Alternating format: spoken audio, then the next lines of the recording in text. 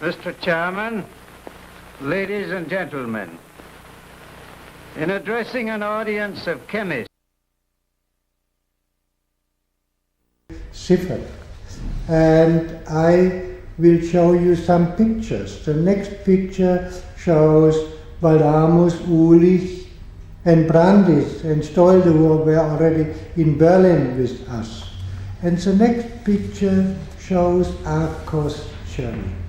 Arkos Cherry was here in Frankfurt with us and worked very effective on the problems of reabsorption out, sodium chloride reabsorption out of the proximal tubule. And Arkos Cherry saved my life. In 1994 I was to symposium in Bowral near Sydney, and in the morning I had breakfast with Arkos Cherry, and we drank several cups of coffee, and suddenly I became cardiac tachycardia. And Arkos Cherry instantaneously ordered defibrillation, and this actually saved my life. Now the next picture shows you our micropuncture experiments, Karl Ullrich and Papa Vassiliou and Sonja Glöss, who did most of the analytical work, and then the young ladies who make the doctor thesis with us, Ute Ammer and Christina David. And so also a picture from the group leader. This is Lothar Thomas. He worked in the early 70s on affinity labeling of the glucose transporter, and he's today a leading clinical chemist in Germany. And the next picture shows you Rainer Greger. Rainer Greger was, he improved the microperfusion of isolated tubules. He's demonstrated sodium chloride by potassium transport in the thick ascending limb. He analyzed the secretory transport steps in shark rectal glands and colonic crypts. He is recipient of the Adolf Fick Prize. He is member of the Leopoldina and the Academie Europaea. And he is a permanent friend and supporter of our group. And the next picture shows Heinz Gögelein. Heinz Gögelein worked with Rainer Greger. He introduced the patch clamp techniques in our institute, and he is the scientist with the Höchst Marion Rossell with a pharmaceutical company. Well, to sum that up, many of them hold chairs, directorships, or leading positions in the industry. Many have contributed importantly, as you indicated, to progress of nephrology. I think you should also show us a list of those scientists who worked for a longer time in your institute in Frankfurt. Well, on your request, I prepared a list. And this shows the collaborators in Frankfurt who entered nephrology: Knauf, Schlatter, Witzemann, Birk, Grippenheuer, Zeusen. And then 4 guests who worked for a longer time in our institute. And a lot are from the USA: Irving Schwartz, Amos Wright, George Sachs, Ken Sato, Adil Jamu, Ulrich Hopfer, Peter Frohner, Donald Dietrich, Jun Chan, Bob Faust, Patricio Silva, Ilse Dusi, Jill Eveloff, Fred Wilson, Heine Velasquez, Professor Lim, John Hazlett, Catherine Fuller, and Ghana Padi. And then we have guests from Poland, from Japan, Croatia, Italy, Latin America, Australia, France, Czechoslovakia, Switzerland, Russia, Bulgaria, England, Hungary, yes, and Belgium. And many of them, especially those from Switzerland, are still working very hard in the renal field and are very successful. I guess we are referred to the table in original form. Yeah. And then I really should show you some of the close friends with whom we were in contact all the time.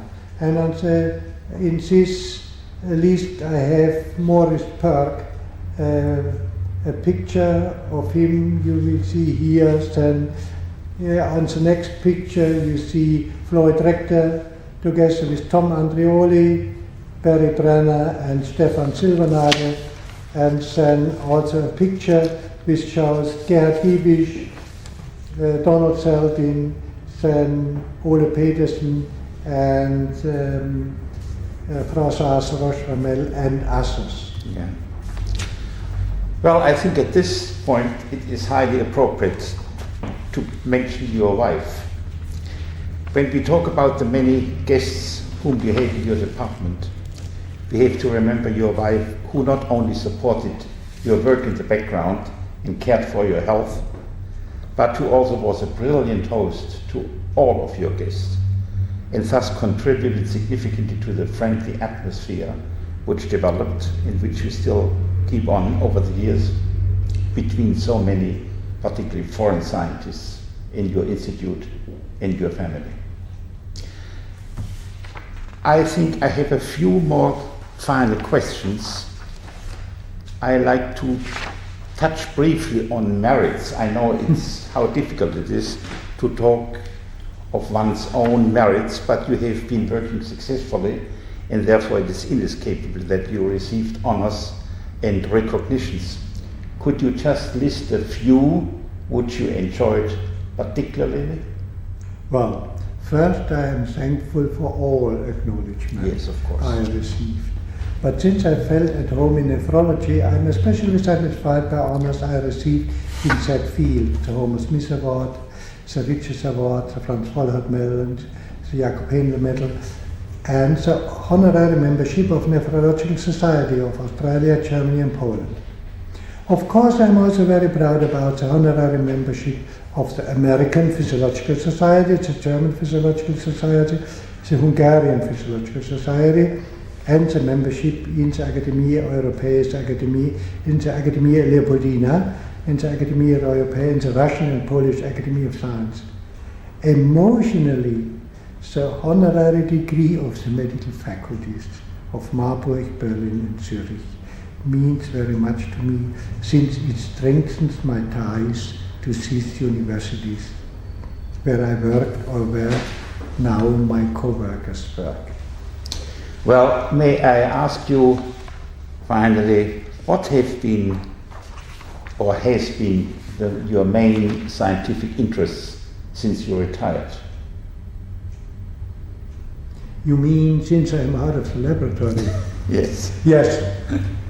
Officially retired, I should say. This is 2 years by now, and my main interest is the cloning and the renal transporters, especially those for organic anions and cations, their localization, their function in kidney and liver, and their knockout. Then I hope for progress in X-ray crystallography in the group of Michel, who is now the director in our institute. And my former collaborator Günter Fritsch works with Fritsch Michel, and I hope that finally they will get crystals and show us where the binding sites of the substrates are located within the transporters, the substrates which we investigated, and possibly how the substrates are translocated through the membrane. Okay, and to round that up, what have been your interests outside the field of renal physiology? Well, some of your interests. Yes. Well, as you know, I have many interests. Among those are history and historical context of art, literature and music. And I think that only in the historical context you get access to these very important attitudes to life. Okay, then I think I should really ask one more final question. Could you give us your opinion as to how renal physiology will progress in the future? What are the most important challenges and how should they be met? Well, I think that renal physiology will proceed in parallel with molecular cell biology. With some patients, one will finally find out how the different events are integrated in the function of the cell and in the function of the whole kidney. Well, with that, Karl, I think we have come to the end of this interview. I should like to thank you very much, and I should also like to thank Mr. Christian, who has been recording this memorable event on September 8, I should add, 1998.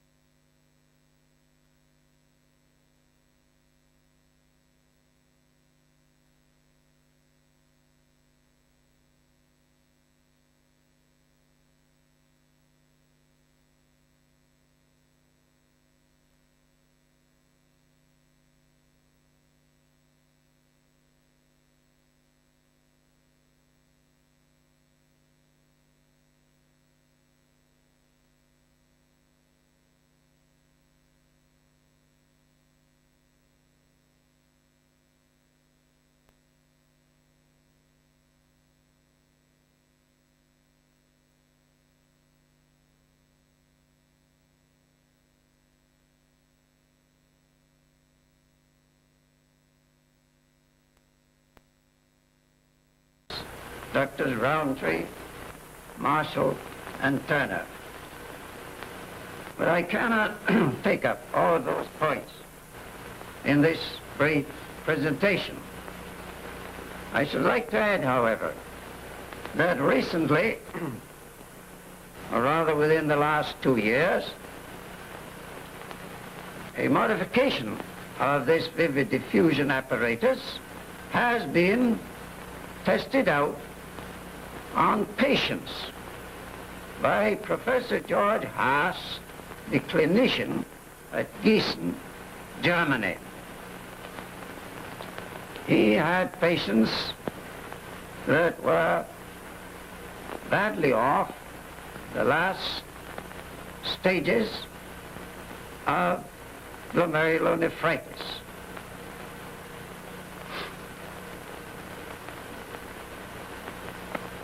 They could not rest. They had to sit up in bed. They suffered from constant headaches, vomiting, and all the symptoms that I alluded to before. After their blood had been purified in quantities of 400 cc at a time, there being 10 such purifications in all, these persons were greatly improved and temporarily benefited. Of course, you cannot hope to restore such people to health, to permanent health, because the kidneys are so far damaged that they cannot be repaired. But you can decidedly improve their condition, an improvement that extends over 5 or 6 days. The headaches